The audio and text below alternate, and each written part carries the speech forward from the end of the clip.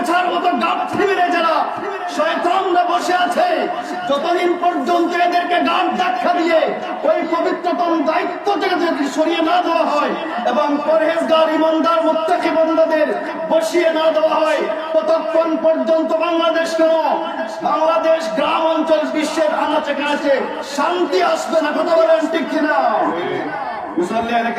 মুসলমানরা নির্যাতিত, নিপীড়িত, নিষ্পেষিত, রক্তাক্ত, লাঞ্ছিত, বঞ্চিত, অপমানিত হয়ে মুসলমানরা প্রত্যেকটা পৃথিবীতে মার খাচ্ছে।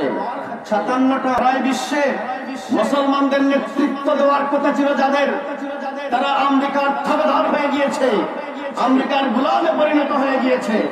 কাবা শরীফের ইমাম মিম্বরে দাঁড়িয়ে যখন তিনি সিনেমা মহল বন্ধ করার কথা বলেছিলেন, বেপরদার বিরুদ্ধে কথা বলেছিলেন, তখন কাবা শরীফের ইমামকে মিম্বর থেকে গ্রেফতার করে দেওয়া হয়েছে।